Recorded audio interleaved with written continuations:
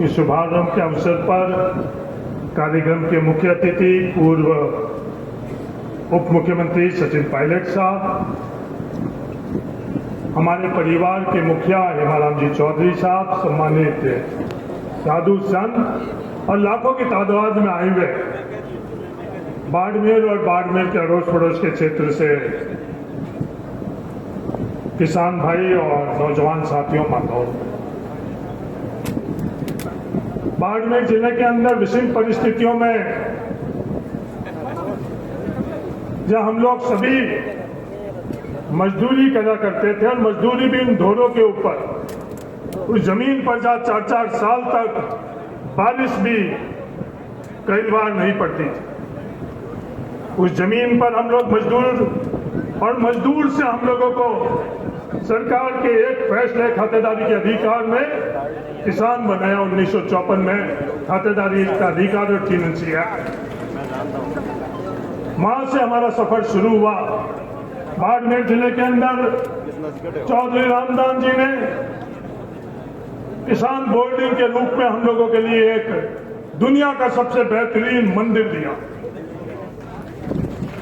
जिसके माध्यम से मेरे जैसे हजारों किसान परिवार के लोग आगे बढ़ने के लिए उस मंदिर के माध्यम से हम लोगों के जीवन के अंदर एक बहुत बड़ी ऊर्जा, मदद और वो माध्यम रहा। इस अवसर पर मैं स्वर्गीय रामदान जी को भी बहुत बहुत श्रद्धांजलि अर्पित करना चाहता हूं। आज उनके कारण ही हम इस स्टेज पर खड़े हैं और आप सब लोग इस पंडाल में। मैं इस अवसर पर अगर स्वर्गीय मूलाराम जी धतरवाल साहब को, चौधरी साहब को अगर याद नहीं करूं तो शायद मैं ये समारोह अधूरा।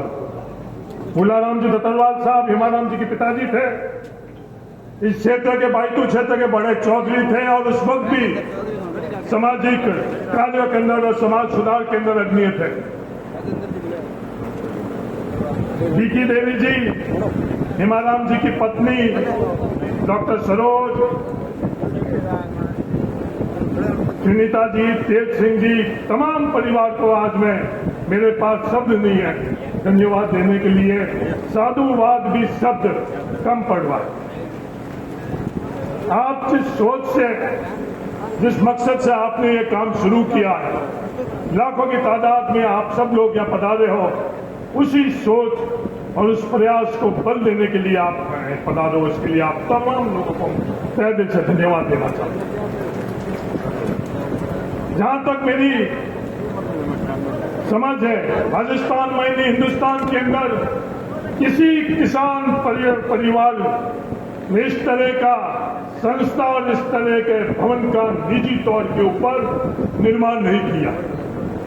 अगर कहीं किया हो तो वो मेरी नजर के अंदर नहीं। इस भवन के माध्यम से बाड़मेर जिले और उसके आसपास के 36 कौम के जरूरतमंद छात्र योग्य बनेंगे और सक्षम बनेंगे, अध्ययन करेंगे, संस्कार प्राप्त करेंगे, योग्य बनकर आगे बढ़ेंगे। आज उस योग्यता के बावजूद भी हम लोगों को संघर्ष करना पड़ रहा है। ये संघर्ष उसी तरह का है जब हम लोगों को खातेदारी का अधिकार मिला था, तो उस वक्त भी व्यवस्था के अंदर बहुमत उस खातेदारी के अधिकार के सामने खड़ा था।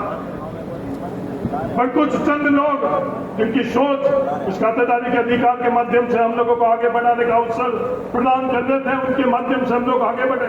वो अलग बात है, उस खातेदारी के अधिकार के माध्यम से हम आगे बढ़े। वो कृषि क्षेत्र आज उसी देश के अंदर उस सोच का विरोध कर रहे थे, वो सफल हुए और हम लोग आज संघर्ष कर रहे हैं। इस कृषि क्षेत्र को आज जो कमजोर और लगभग खत्म कर दिया गया आज के काम।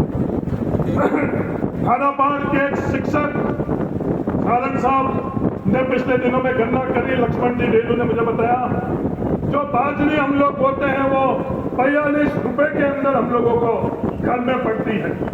और वो बाजरी आज बाजार में जब हम लोग बेचने जाते हैं तो उसके क्या भाव मिलते हैं। जिस तरह से ये कृषि क्षेत्र खत्म किया गया, उसी तरह से आज ये प्रयास किया जा रहा है किसान के और गांव से योग्य बच्चे जो किसान बोर्डिंग और निरंतर धाम से योग्यता के माध्यम से इस देश के अंदर, इस व्यवस्थाओं के अंदर हिस्सेदार और भागीदार बने, उनको कैसे रोका जाए। उसी सोच के कारण चाहे वो जातिगत जनगणना की बात है, वही सोच, वही वर्ग, वही लोग मजबूती से आज जातिगत जनगणना को रोक रहे हैं, वो सफल हो रहे हैं और आज हमको वो का वो संघर्ष करना पड़ रहा। आज 21% के या 27% जो आरक्षण है वो हमारा हक है, कोई हम लोग भीख नहीं मांग रहे, पर उसके लिए भी हमको संघर्ष करना पड़ रहा है।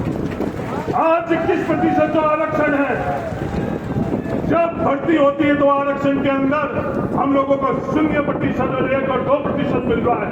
वही संघर्ष हमको वापस करना पड़ रहा है जो हमारे पूर्वजों ने किया। आज हम लोगों को संघर्ष करना पड़ रहा है। लोग बड़े यश लेते हैं, लोग बड़ी बातें करते हैं कि सरकार हमने बनाई, पर ये सरकार जो हमने बनाई, इस सरकार के सामने हम लोगों को संघर्ष करना पड़ता है। ये संघर्ष किस कारण करना पड़ता है?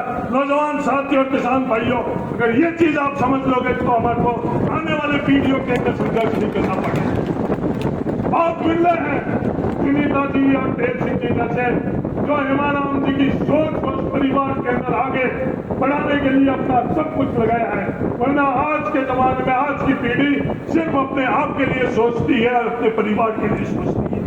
मेरे इस अवसर के ऊपर आप तमाम लोगों से यही निवेदन है, जागृत हो, शिक्षित हो, संगठित हो, हक के लिए संघर्ष करो।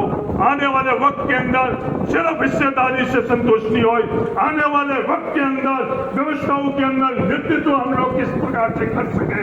हमारे आदर्श रामनाथ जी लौकिया, हमारे आदर्श गंगाराम जी, हमारे आदर्श हेमाराम जी ने जो संघर्ष किया है, जो इन लोगों ने पीड़ा के बावजूद भी इन लोगों ने हम लोगों के लिए एक मार्ग प्रशस्त किया है। उस मार्ग पर बढ़ते हुए हम लोग आगे कैसे बढ़े, आगे बढ़ने के लिए आप सब लोगों को शुभकामनाएं। और तय दिल से मैं सचिन पायलट जी आपको भी धन्यवाद देना चाहता हूं कि आपने समय निकालकर आज भी नहीं, जिस दिन हेमाराम जी चौधरी साहब को सबसे ज्यादा जरूरत हम परिवार के लोगों के बाहर जाकर चंद लोग ही हेमाराम जी चौधरी साहब को व्यक्तिगत तौर पर संबल बढ़ाने के लिए आते थे, उसमें आप उस वक्त जब आप आते थे, वो ऋण हमारे लिए सबसे बड़ा है।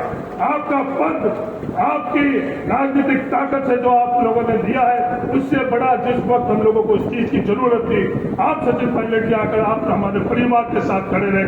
तय दिन से आज मैं स्वाभाविक तौर के ऊपर आपको धन्यवाद देना चाहता हूँ। धन्यवाद। जय हिंद। राम राम। बहुत बहुत शुक्रिया और साधुवाद। नमस्कार हरी जी।